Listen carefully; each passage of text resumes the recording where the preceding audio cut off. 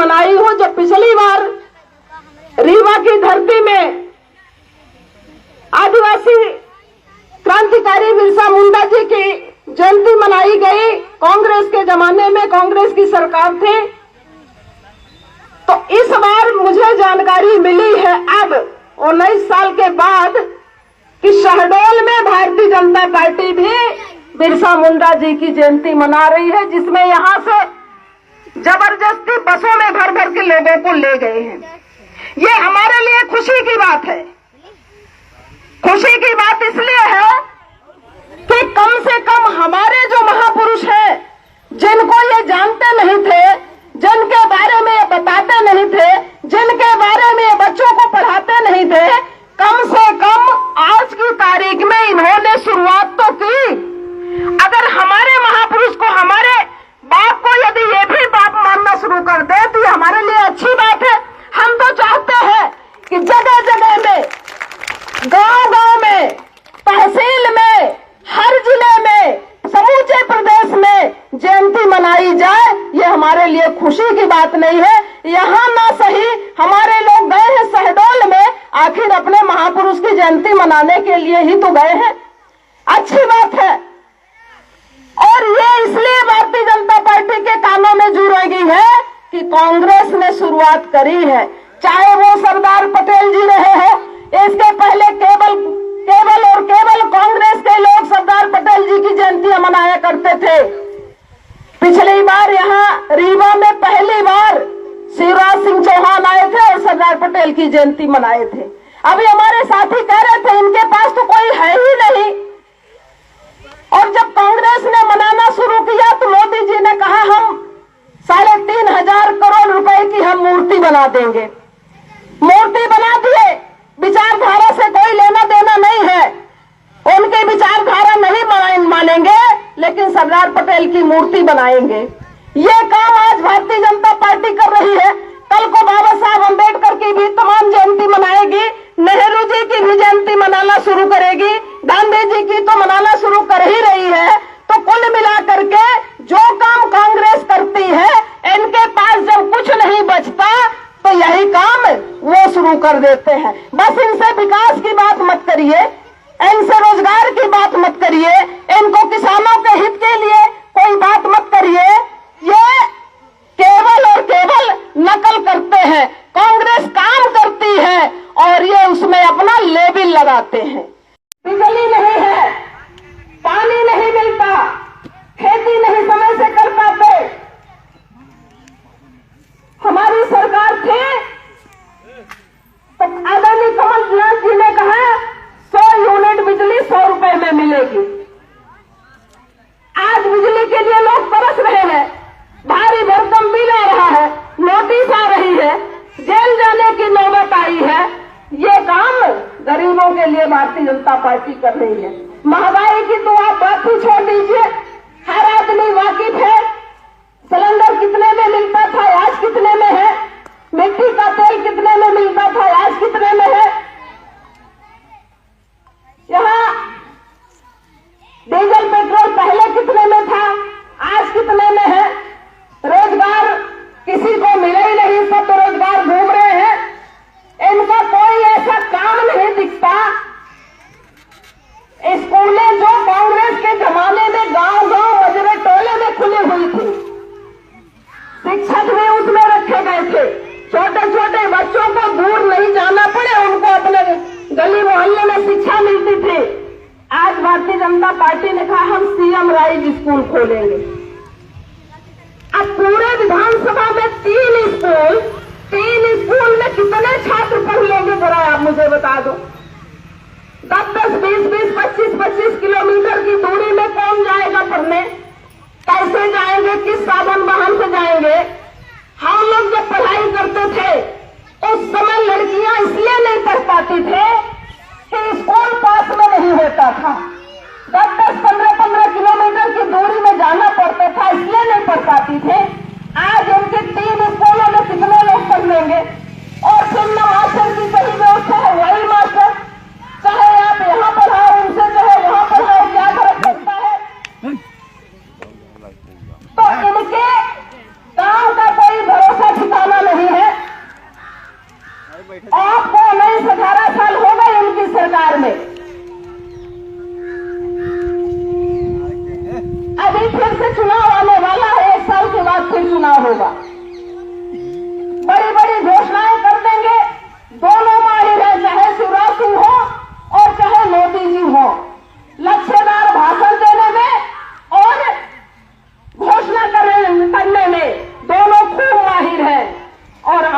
समाज के लोग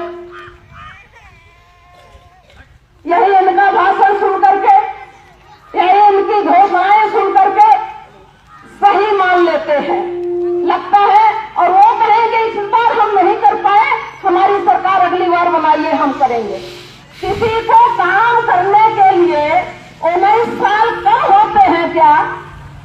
जरा आप बताइए, आज जो बच्चा पैदा होता है 18 साल के बाद वो वोट देने के काबिल हो जाता है। इतने साल कम है क्या विकास करने के लिए, कुछ करने के लिए?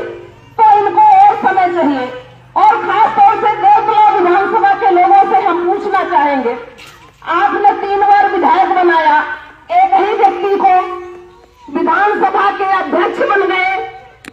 अब इस बार आप जिताएंगे तो जरा बताइए कौन से बड़े पद में आप लोग पहुंचाओगे? कौन सा बड़ा पद मिलेगा इनको? इससे भी बड़ा कोई पद बचा है जो इनको मिलेगा? भारतीय जनता पार्टी की सरकार है, विधानसभा अध्यक्ष है, आपके विधानसभा के हैं, तो मुझे लगता है आप सारे सब बड़े खुशी होंगे, सबको सब कुछ मिल गया होगा, किसी को कोई परेशानी नहीं होगी, किसी चीज की कमी नहीं होगी आप लोगों को, ऐसा मुझे लगता है। क्योंकि इससे बड़ा प्रजातंत्र में और कोई पद नहीं होता है। और यदि इसके बावजूद भी सड़क नहीं बनी, स्कूल नहीं बनी, अस्पताल नहीं बनी, स्वास्थ्य की सुविधा नहीं है, अच्छी शिक्षा की सुविधा नहीं है, तो और कौन से पद पर पहुंचाओगे तो आपका भला होगा। तो इसलिए यदि ये बात समझ में आती है, हमारे किसान भाई, कांग्रेस पार्टी की सरकार थी तो उन्होंने गांव-गांव में गौशाले बनवाने का काम किया था। आज जो तमाम आवारा पशु घूम रहे हैं, खेती नुकसान कर देते हैं, दिन भर आप खेत में मेहनत करते हो, रात में फिर उसकी रखवाली करते हो, रात में रखवाली करनी पड़ती है खेतों की। तब आप सोओगे, तब आपको चैन मिलेगा और कब आप अपनी फसल को घर के अंदर ले आओगे। आज उन गौशालाओं का कुछ पता नहीं है, न भूसा है, न कर्मचारी है, न कोई व्यवस्था है। तो आखिर किसान कहां जाए, कैसे अपनी फसल ले? और दूसरा कोई धंधा नहीं, रोजगार नहीं, व्यवसाय नहीं। तो ये तमाम सारी चीजें हैं। हम आप लोगों से कहना चाहते हैं, यदि 18-19 साल के इनके शासन में मन भर गया हो तो फिर सत्ता बदलने की सोचना चाहिए। यदि मन नहीं भरा हो तो और बना लीजिए 1-2 बार, क्या फर्क पड़ता है? 20 साल से हम लोग सफर कर रहे हैं, और कर लेंगे 10-5 साल। पर यदि लगता है कि हमने बहुत समय दिया है इनको, 5 साल का समय वैसे बहुत होता है। बाबा साहब अम्बेडकर ने जब संविधान लिखा था तो उन्होंने हर 5 साल के लिए व्यवस्था बनाई थी कि 5 साल में चुनाव होगा। आपका प्रतिनिधि यदि आपके हिसाब से काम करता है तो ठीक है, नहीं करता तो आप 5 साल में बदल दीजिएगा। ये व्यवस्था है हमारे भारतीय संविधान में। लेकिन यहाँ तो लगातार बनाए जा रहे हैं। अभी भी इच्छा है तो और बनाइए, हमारे कहने से आप मानेंगे थोड़ी। लेकिन यदि लगता है कि वास्तव में बदलाव की आवश्यकता है तो फिर बदलने की भी सोचना चाहिए, और तभी इनके होश ठिकाने में आएंगे। अभी तो इनको 5 किलो अनाज ही दे के वोट मिल रही है, इनकी सत्ता बन रही है 5 किलो गल्ला दे करके, तो ज्यादा देने की क्या जरूरत है? जरा बताइए आप। जब थोड़े में काम चल जा रहा है तो ज्यादा करने की जरूरत क्या है? अभी तो इसी में ये इनको सत्ता मिली जा रही है। इसलिए आप लोग बुद्धिजीवी हो, और यहाँ पर मैं समझती हूँ जो इधर आसपास के 4-6-10 गांव के लोग आए हैं वो सब बुद्धिजीवी वर्ग से हैं, और तभी आप इतना समय दे करके आए हो। बाकी आज के तारीख में समय नहीं है किसी के पास में। आप समाज के प्रति सोच रखते हैं, आप देश के प्रति सोच रखते हैं, और तभी यहाँ पर जयंती मनाने के लिए आए हैं।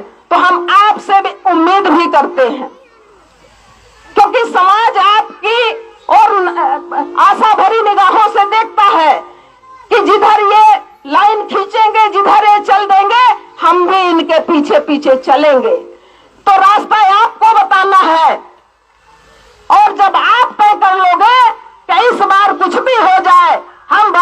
जनता पार्टी की सरकार नहीं बनने देंगे तो निश्चित रूप से नहीं बढ़ेगी, ये हम आपसे कह रहे हैं। और ये इसीलिए हम लोग यहां आए हैं कि आप अपने महापुरुषों के संघर्षों को देखिए।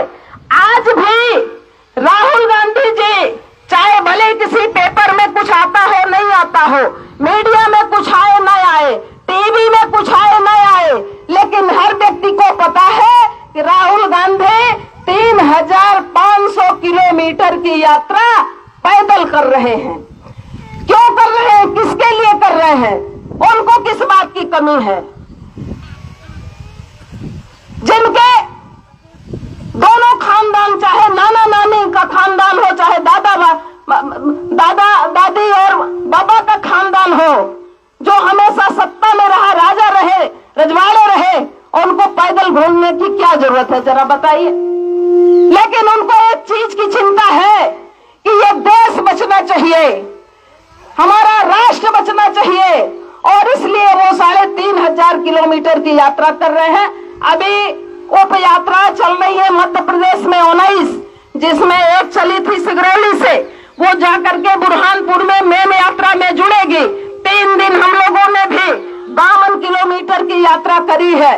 पहले दिन मोहनिया घाटी से चल करके गुड़ तक, दूसरे दिन गुड़ से चल करके बदराव तक, और तीसरे दिन बदराव से चल करके बेला मोड़ के पास, फिर उधर सतना वाले अपना लेकर के झंडा और संविधान की बुक आगे की ओर निकल गए हैं। अपना जिला वो क्रॉस कराएंगे, अगले जिले वाले फिर अपना जिला क्रॉस कराएंगे, इस तरह से जाते हो। तो ये इसलिए कि जनता जागरूक हो, जागरूकता फैले, लोग अपने हक अधिकार को समझें, इनके बहकावे में ना रहे, इसलिए ये तपस्या वो कर रहे हैं। ये तपस्या है, ये कोई राजनीति नहीं है। राजनीति होती तो हेलीकॉप्टर, हवाई जहाज और बड़ी बड़ी गाड़ियों से चलते, जैसे अडवाणी जी रथ यात्रा निकाले थे। गाड़ी में तो कोई भी चल लेगा, पैदल चल के दिखाएं, ये है तपस्या। और यदि इतने में भी हमारे देश और प्रदेश के लोगों को बात समझ में नहीं आई तो फिर आखिर क्या किया जाएगा? तो इसलिए हम आपसे ये कहना चाहते हैं कि उधर वो कर रहे हैं देश के लिए, राष्ट्र के लिए। आजादी की लड़ाई भी कांग्रेस के लोगों ने लड़ी थी, ये भी आजादी की लड़ाई से कम नहीं है, ये भी दूसरी आजादी की लड़ाई है। और इसमें अगर उस आजादी की लड़ाई में बिरसा मुंडा जी ने साथ दिया था, तो इस आजादी की लड़ाई में हमें और आपको साथ देना चाहिए। भले ही आप पैदल ना चलो, लेकिन वैचारिक आंदोलन तो आप कर सकते हैं। जहां भी बैठेंगे, जिनके पास बैठेंगे, जिस किसी गांव में जाएंगे, जिससे भी मिलेंगे, सबसे एक ही बात छेड़िए, इस बार भारतीय जनता पार्टी को बदलना है। देखिए जब जन चर्चा हो जाएगी, जनमानस में ये बात आ जाएगी, फिर देखिए जिस तरीके से 8 सीटें भारतीय जनता पार्टी ने यहाँ की जीती हैं, उसी तरीके से 8 सीटें भारतीय जनता पार्टी हारेगी भी, बशर्ते आप लोग मन बना ले तो इसलिए हमने बहुत लंबा खींच दिया है, आप लोगों को दूर दूर तक जाना भी है। अभी हमारे अतिथि जी को बोलना है, बोलने को तो कुछ भी बोलते रहे, बोलने से कुछ नहीं होगा।